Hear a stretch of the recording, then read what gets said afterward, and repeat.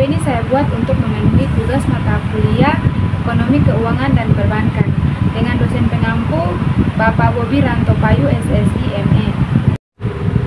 Oke, langsung saja ke materinya, yaitu tentang penggolongan bank. Yang pertama ada definisi bank. Bank adalah suatu lembaga keuangan intermediasi yang umumnya didirikan dengan kewenangan untuk menerima simpan uang atau meminjamkan uang dan menerbitkan surat sanggup bayar. Kata bank berasal dari bahasa Italia, yaitu banca, yang berarti tempat penukaran uang. Sedangkan menurut Undang-Undang Perbankan, bank adalah badan usaha yang menghimpun dana dari masyarakat dalam bentuk simpanan dan menyalurkannya kepada masyarakat dalam bentuk kredit dan ataupun bentuk-bentuk lainnya.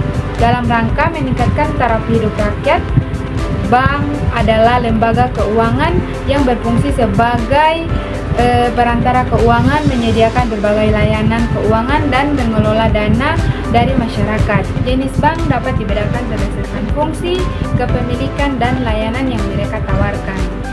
Selanjutnya yang kedua yaitu tentang fungsi bank. Yang pertama ada fungsi intermediasi keuangan, atau bank berperan sebagai perantara antara pihak yang memiliki dana berlebih atau penabung dan pihak yang membutuhkan dana atau disebut juga peminjam. Melalui fungsi ini, bank membantu memperlancar aliran dana dalam perekonomian. Yang kedua yaitu fungsi penyimpanan dana. Bank menyediakan layanan bagi masyarakat untuk menyimpan uang dalam berbagai bentuk seperti tabungan, giro, dan deposit. Hal ini membantu meningkatkan keamanan dan kemudahan dalam mengelola keuangan. Yang ketiga ada fungsi penyaluran kredit, atau bank memberikan pinjaman kepada individu, perusahaan, dan pemerintah untuk berbagai keperluan seperti modal usaha, investasi, atau konsumsi. Penyaluran kredit ini membantu pertumbuhan ekonomi dan menciptakan lapangan kerja. Yang keempat ada fungsi alat pembayaran, yaitu bank menyediakan berbagai fasilitas pembayaran seperti cek, kartu debit, kartu kredit, dan layanan digital atau n-banking. Hal ini mempermudah transaksi keuangan tanpa perlu menggunakan uang tunai. Yang kelima ada penciptaan uang viral, atau melalui aktivitas kredit dan simpanan bank dapat menciptakan uang viral, yaitu uang yang dapat digunakan untuk transaksi tanpa perlu ditarik dalam bentuk tunai seperti saldo dalam rekening giro.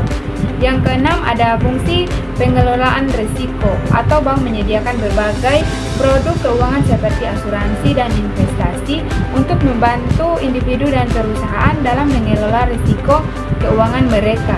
Yang ketujuh ada fungsi penggerak perekonomian, yaitu dengan menyalurkan kredit dan memfasilitasi transaksi keuangan, bank membantu meningkatkan pertumbuhan ekonomi, yaitu mendorong investasi dan mendukung kelancaran kegiatan bisnis.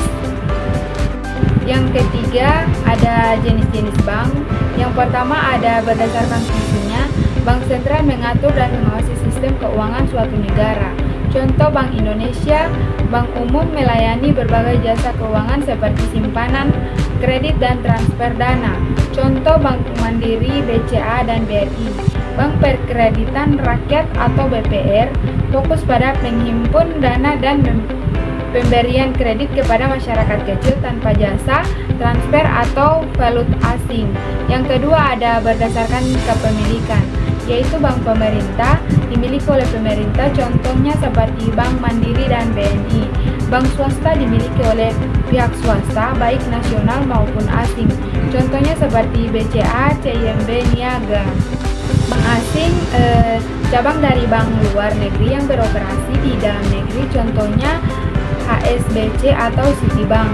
Bank campuran dimiliki bersama oleh pihak asing dan nasional, contohnya Bank DBS Indonesia. Yang terakhir ada materi tentang golongan bank, yaitu yang pertama berdasarkan statusnya ada bank devisa, bank non devisa, yaitu bank devisa atau bisa transaksi dengan mata uang asing, contohnya BCA dan BNI. Bank non devisa hanya beroperasi dalam negeri tanpa valuta asing. Yang keempat ada berdasarkan prinsip operasionalnya, atau bank konvensional dan bank syariah. Bank konvensional menggunakan sistem bunga, sedangkan bank syariah menggunakan prinsip Islam atau tanpa riba. Contohnya seperti Bank Syariah Indonesia. Yang kelima ada berdasarkan skala usahanya atau bank nasional dan bank daerah. Bank nasional beroperasi di seluruh Indonesia, contohnya seperti BRI dan BCA. Yang terakhir ada bank daerah, yaitu hanya beroperasi di daerah tertentu, contohnya seperti Bank Jawa Timur dan Bank DKI. Bank internasional bisa melayani transaksi antar negara.